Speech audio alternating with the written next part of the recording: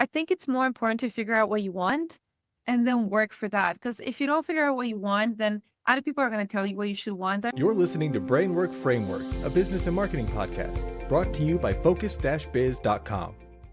Welcome back to another episode. With us today is the co-founder and creative director of SnapAdvantage, Sandra Kokotovic. She owns a boutique marketing agency helping brands mostly in the biohacking and health space scale. Sandra, thanks so much for joining us. How are you doing today?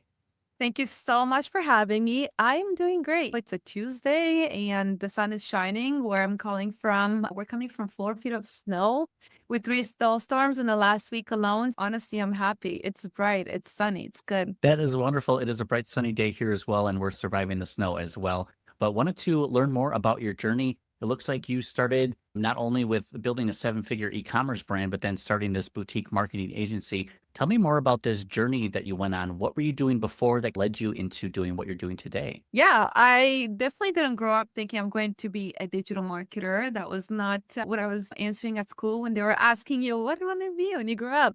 But I always wanted to travel and have freedom over where I'm located, where I'm working from, and who I'm working with, because that's really important. You spend so much time at work because we have to make a living, all of us, most of us. And becoming an e-com entrepreneur and a digital marketing agency owner kind of happened by chance. Before this, I thought I wanted to work for the government. So again, I like to travel. I like my free time. I come from Romania, just a side step. And in Romania, 5, 6, 7, 8 week vacations per year is a normal thing. So we're moving to Canada in 2005, and I'm learning that here 2 weeks is the norm. 2 weeks is barely like one vacation plus taking a few days off here and there. So growing up, I love to travel and I like to have time freedom. So government jobs is it. That was before the techie scene kind of came to Canada the way it was in the States. So I thought I was going to work for the government, majored in business and French, because here I have to speak both languages fluently. And I did that for a while and definitely not my cup of tea. I had the opportunity to do a lot of good work with the employment sector. And then I went into sales and I was like, at least sales is more dynamic. I can work in the tech companies. If you make the money, they'll give you time off. But then I met my current husband and he was an internet guy. I had no idea what that was. I just knew that he was selling jewelry online. And he took me on a mastermind in Bali where I found about internet marketing. And I saw a lot of marketers that were just selling things online with no background in the marketing from anywhere in the world. And I was like, I'm just going to start drop shipping. I told Serge, I don't care what you need me to do. I'll work for a company. Please hire me. I want to quit. So I quit the day after I came back from Bali and we started a marketing agency. And that was the journey. Wow, that is incredible. So now from all that experience, fast forward to today, tell me more about the individuals you help, some of the campaigns you're running, just life now as to where you are today. Yeah. So I'll tell you one thing. Throughout the 8 years that I've had this agency, I haven't been a fan of taking those guru advices of like niche down, niche down, niche down. This was super recent. So over the last 8 years, it was quite eclectic. I would say in the best way possible because that allowed me to learn a lot of marketing strategies and see what we like, what we can do, what we can help. So we started our agency. We started working in lead generations. We work with finance, mortgage, insurance, and I don't want to call them boring, but let's say not so sexy industries. And we help them get more leads, right? Anybody that needed an appointment to create business. But then we started another e-commerce store. So we had one when we started our journey. We ended up selling it. We traveled, lost a lot of money, and had to make it back. In the meantime, we started hearing aids brands. So we kind of put our agency on pause for a while. Started a hearing aid brand, and that was one of the two that became a 7-figure store in the first year, actually. But then I got shut down by Meta ads. I was a victim, like a lot of other business owners slash coaches, entrepreneurs, and anyone that's run Meta ads, they've been victimized by it. I can assure you. And so we lost our account, we lost our 6-figure months, and we're like, oh boy, what do we do now? Because we rely on ads to make money. And we said, you know what, let's figure out how else we can scale. So then we started focusing more on content marketing, Pinterest, influencers, partners, brand ambassadors, email marketing, text marketing. And when we saw that that worked, we were like, let's work with brands that we know have the same problems. So I told you I like traveling. In 2020, January, we sold everything we had and we moved to Thailand. And then in March, we had to come back because of COVID. So we came back to Canada. We're like, this is a perfect opportunity to help businesses that need help because it's so chaotic out there right now. So then the journey has become, let's help brands that need to scale, that have hit a ceiling. Maybe there are a few $1 million a year, but they can't really put in the same dollar in and get the same amount of dollars out from ads, whether it's Google or Meta, and see how else we can help them scale. And we started helping them scale by either building their brand assets, like an email list or a text list, or leveraging assets they currently have. That could also mean influencers, brand ambassadors, anything they can own and leverage that is not dependent necessarily on a platform. Because when you're bidding on Meta, for instance, you're competing on the same piece of expensive real estate called a feed. Tough, right? It's easier to be in someone's inbox or easier to be on an influencer's video, for instance. So then we started working with companies that needed that service. So niching down to biohacking and wellness, it just happened that we started working with a lot of biohacking companies, everything from like peptides and red light therapy, cryotherapy, cold plunges, you name it. And we just started to move into that direction, but it's definitely been very eclectic. That is such a cool journey, and it's important not to put all your eggs in one basket. Unfortunately, many people have suffered from the hands of Meta or the hands of Google as well, where unfortunately relying on those channels. I think it's just important to take a multi-channel approach. People prefer email or direct message or prefer being served ads in a different way. That's how you want to connect with them and then serve them. In the past 8 years from being for everybody, but having some specifics and now niching down, what do you think is the biggest reason for success? Because it's like whatever business you decide to start is successful. Why? How? What is that secret ingredient that you can just walk in anywhere and just figure things out? Not every business I started was successful. I like to talk about the successful ones. Between the first 7-figure store and the second 7-figure store, there was a lot of money spent, a lot of lessons learned, and I came to a point where we were honestly broke. We went back to work. But in terms of the key to success, I would say show up and do the damn work, man. Things that are so obvious to some of us, they're not so obvious to others. And it's so easy to get discouraged, especially when you're at the beginning of the journey. And it's so easy to say, I'm not attacking any group of people or any mentality here, but maybe the mentality a little bit, because the mentality is a choice. But I think we live a little bit in entitlement phase, especially from a certain generation. I'm attacking, but we are entitled, right? So there's a lot of TikTok videos where they're talking about like, it's 5:01 p.m. I'm going to hit close on the Zoom call. Well, if they want to give me more responsibilities, they should pay me more versus I grew up, but the mentality that I grew up in was, hey, I'm going to do anything I can to have access to my boss, my boss's boss, my boss's boss's boss. And if that means getting more projects, heck yeah, I'm going to do it. I'm going to earn the same right now for a few months, but at least I'm going to gain the experience that I'm going to hit them with the bill. So I feel like just showing up and doing the work and just being the hardest worker around you or in your ecosystem, honestly, is half of the battle. That's also like an immigrant mentality because we came here to the West, to North America, Canada, right? I didn't speak English when I moved here. We had no background on what Canada was, to be honest, other than what my one uncle that lived here said. We just knew we wanted a better life. I got scolded at school in the first day because I wasn't standing for the anthem. You have to stand and be quiet for the anthem. I had no idea.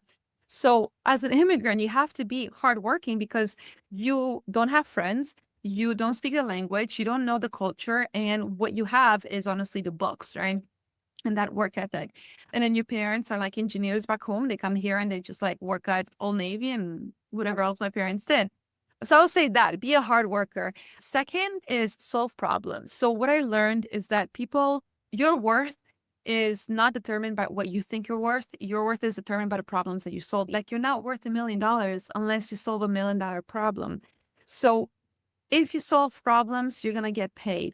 I learned that people don't care about your background so much. They don't care about, like, I was in my early 20s, like when I started doing this. I was just like, chicken. I don't want guys to call me sweetie and think I don't have experience and whatever.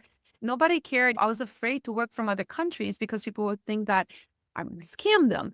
But what I realized is that you need to solve problems. And the more expensive, the more painful the problems, the more money you're going to make. It's not just about making sure you tick everything down on a list of scope. It's about the problems that you solve. So number one, Really three things, because there's a lot of things that help me. But number one is outwork everybody. Number two is solve problems. Just figure out how to solve problems. And number three, I would say whoever you work with, make them look good. Did it take me a while to learn this? Like if you're working with those people will always have either investors they have to answer to, customers they have a reputation to uphold in front of, another boss, another partner, another manager. If you make them look good, then they're going to reward you. So looking good doesn't mean like complimenting them and whatever, but I have clients that are head office needs blah, blah, blah strategy. Can you do this for me? And I'm like, yeah, I will. And I'll do it within the day and I'll package it up and I'll just give them a presentation, put their name on it, not even mine. Why? Because they're going to come back to me and they're going to give me more business. They're going to be in my corner and they look good. I look good. Everybody wins. So I would say these three things, if I've been putting them in practice lately, it's what's been helping me keep moving forward. So yeah, outwork everybody, solve expensive problems, and make the people that are paying you look good. And I think it's a good head start. My God, I'm sorry. That was a very long answer. No, I was going to open this up for a top Yeah. 10 actually, because I'm like, just keep those coming because the top three were already fantastic. One, you even got to show up and do the damn work. I can't tell you how many entrepreneurs fail because they're just not willing to show up and to do the work. And I think later on they either realize that or it takes a little time for them to get through that. Number 2 and 3 is absolutely excellent as well, because again, it's not based on what you think your value is. It's based on what other people are willing to pay for that. And oftentimes you can blow your own expectations a little bit and be like, wow, people are willing to pay that amount for this Exactly. service. Absolutely. Where I was 8 years ago, I wouldn't even be dreaming of what I'm charging right now, to be honest. And the reason is because I had a limited mindset. In my mind, is like, I wouldn't pay that much money for a service. Why would someone else pay that much money for a service? And then what I realized is back to problem solving. The companies that I work with, the people that I work with, it's not like they don't know how to Google or figure out a solution. Is that they don't have the time and their attention is being spent somewhere else. So if you're thinking about the most successful businesses and people in the world, what are they, what is the most precious thing to them, right? It's time and attention. Like you only have so many decisions you can make in a day. It's not like a 20 mil a year company owner doesn't know how to write an email campaign. They absolutely do. They can figure it out, but they just don't have the bandwidth to do that over and over again every day. So when I realized that I don't have to know everything right now, I just have to figure out how to solve problems.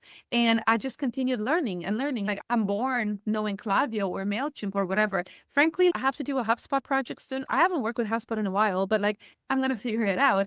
And my client is okay with it, that I'm not that familiar with it, because he knows that I can figure it out and solve that problem for him. Yes, absolutely. It's not always knowing about everything, just being willing to learn more and to figure stuff out. Just as you mentioned, a lot of these CEOs and companies, they're just willing to pay someone who knows either a little bit more or can just simply take something off their plate. Exactly. They're willing to hire out for those services because either they can't do it in-house or it's going to be cheaper just to do a one-time thing with this, or they're testing a few different agencies. That's the benefit of having a temp worker where you could potentially cycle through a few different ones to find the right fit. That's one of the benefits. So the work that you're doing for clients, it was within the lead generation and now you're going into a different space. Is it still focused on the lead generation, getting the booked appointments to show up? How do you kind of go through that process with your clients, and what strategies are you implementing for them now in 2025? Yeah, I've been trying very hard to keep at one service, and nobody wants one service. Everybody wants everything because the ecosystem works together. So to give you like a plain picture, we decided to niche down more into the biohacking and wellness space. Now, within that space, there's two types of businesses. One, it's like local brick and mortar service businesses. So imagine a biohacking lab, cold plunge, sauna, day spa, those kind of places. And then there's also the e-com companies like a red light panel or cold plunge you can buy for home. So we work with both, and that's because we've had training in both and we've had so many case studies in both. So for the local businesses, we are doing the whole lead gen system from the cold ad, getting people into like a Calendly, sort of whatever system they're using, getting them to book appointments, following up with them and making sure they show up to the appointments. And then in between all of that, we're adding in content marketing, local SEO, influencer marketing, brand ambassadors, and email and text. Now, for the e-com brands, usually we work with the companies that are already doing ads. They don't want to spend more money on ads in order to scale. So maybe they have an email list, but they're not using it that much. Like I've worked with companies that had an email list of like 150,000 people, subscribers, and they never used it. They're like one-time customers. I haven't emailed them in like a year. I'm like, oh my goodness, we can do so much with it. We did $2 million in 1 year with that one email list. So these are the companies that need to scale and they need to diversify, whether that's diversifying traffic sources or just diversify what they're doing with their current assets. They're sending one campaign a week now, but they need to be sending 5 and different types of emails. Maybe they don't have a rewards points program. They need more referrals. They need more repeat businesses. Maybe they are doing okay with ads, but they need to diversify the type of ads they're doing, right? Like they're not doing TikTok, they're not doing Pinterest. So for those companies, we're diversifying their traffic sources and then their digital assets. So those are the kind of projects that we're involved with right now.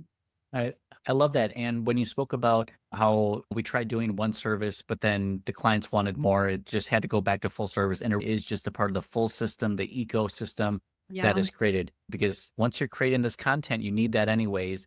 Then that can be optimized for SEO. And then that can be broken down into shorts and smaller pieces of exactly. social content. So if you're doing one piece, might as well just do a little bit of everything because it's a part of your entire brand, the visibility, the way that leads are nurtured. Maybe just a single email can convince someone to buy. But what helped nurture them along that journey is the blog post that you made about that and the video and the social media Exactly. that they saw. So all of that really plays into the buyer's journey and their decision-making Exactly. process. That's bingo. That's exactly it. So my dream of being an email marketer, working my sweatpants from behind the scenes and pounding through emails, don't know if it's that feasible anymore. And I am okay with it. Just setting up the journey that you want for your life at that time and Yeah. just playing with the hand that you're dealt with the cards. Especially, I think a lot of us, many entrepreneurs, we were going to new heights in 2020. That was the next year. And then it absolutely crashing down. So the fact that 2 months prior, you had already sold everything, made this life-changing decision, and then had to run back to it. Something to be said about running out of money or just the fear to be a motivator for us in our own businesses. It's kind of like, wow, when the fire is really lit under you, it's incredible what we're capable of doing Yes. and what we can accomplish in such a small amount of time. When you get to that level of comfort where you have more financial security, does your motivation change at all? Are you less or more motivated, seeing more money coming in? Yeah. I feel I do. Yes. So when we sold everything, actually the first time we left for Bali in Thailand in 2017 and we came back with tail between our legs. We had a lot of failed ventures. We tried it all from phone cases, canvases, t-shirts, mugs. We tried so many things and they just didn't work out and we had to go back to work. But honestly, our jobs are only good enough to pay for our bills. They're not good enough to pay for the debt. They were not good enough to pay for growth and for the future. So we worked in the mornings from like 5 a.m. until 8 a.m. We worked on our business and then went to work and then at night again. Now, I have been so stressed about money. My biggest fear for years and years was I don't want to go broke. Part of it is because I went broke and I don't want that again. It's so uncomfortable. So that just kept me driving and driving. But then again, even this growth was not linear. It was up and down. Now, my fear is not going broke again because I've been broke. I've done it before. I know what I can charge. I can charge again. I can find clients again. So I feel like the more you do something, the more confidence you have in you're going to do it again. If everything failed for me tomorrow, let's say all of my clients left, all of my team left, and it was just me, I'd be like, okay, I know exactly what to do. It's going to be uncomfortable and annoying, but I know what to do. Now, as for the motivation to keep going, yes, the motivation goes away a little bit when you're starting to have a little bit more success, when you are comfortable. And I feel comfort zone is one of the most dangerous freaking places you can be in. So what we started doing, we had stores that worked really well. When we had our like $1 million store, we were making good profits, but we were spending money. We were balling in Bali. And instead of thinking, how can we grow even more? We're coasting. And now what we started doing is we have bigger goals. We push ourselves to new limits. We find projects for growth. We're taking on bigger clients that we have to perform better. And we're just on a path for more and more. It's like we keep stretching ourselves to continue growing.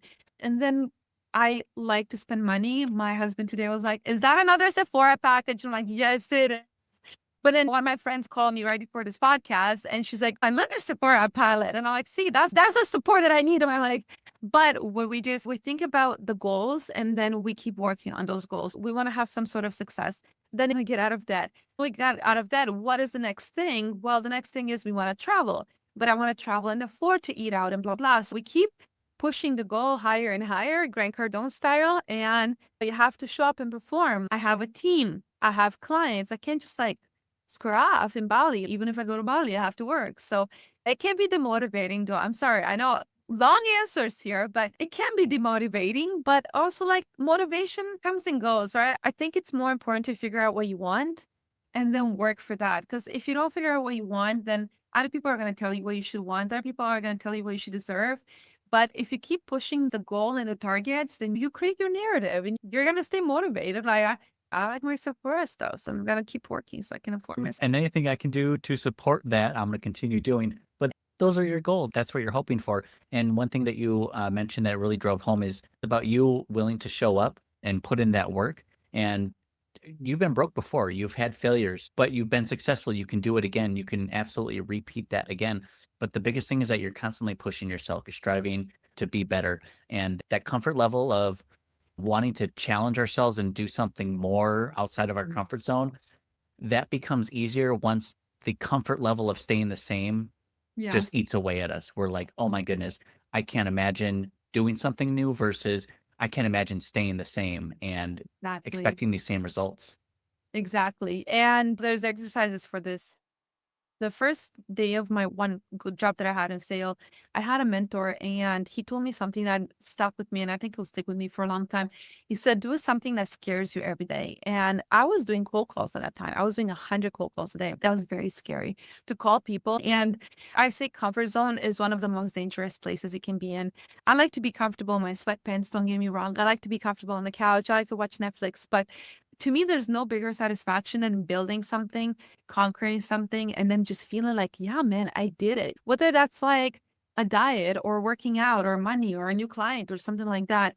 If anyone is like looking to, how do I get out of the comfort zone a little bit? I mean, one thing you can do is build a podcast. It is pretty freaking scary to put yourself out there. You don't know what guests you're gonna have. You don't know how they're gonna react, what they're gonna do. You don't know how they're gonna promote your content.